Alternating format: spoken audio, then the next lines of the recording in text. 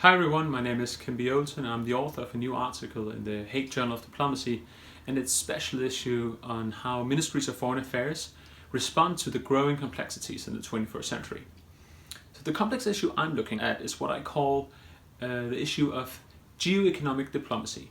Geoeconomics, that is the use of economic power in foreign relations, and the question how wealthy governments are able to mobilize their national wealth to obtain specific geostrategic objectives.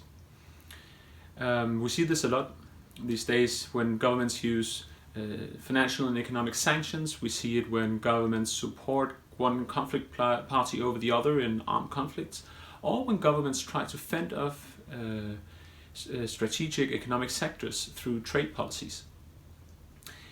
The puzzle I'm investigating is how this actually plays out at the level of diplomacy, and especially how this plays out in the European context, where governments are representing liberal market economies.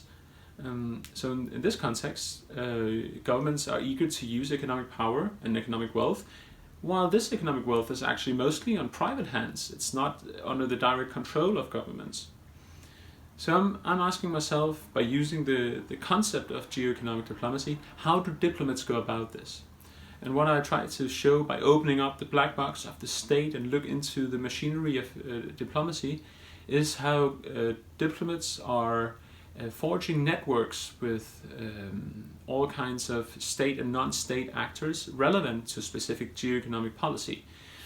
I look specifically at the case of sanction policies, and especially how German and French diplomats used various actor networks to implement EU sanctions against Russia in 2014 in wake of the Ukraine crisis.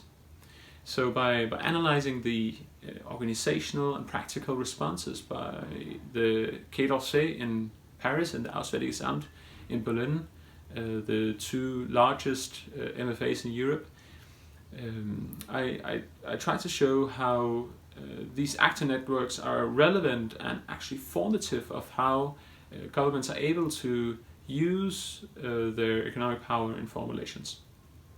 So I hope you find my article interesting. I hope you'll read the other very interesting contributions to the special issue, and thank you very much for listening.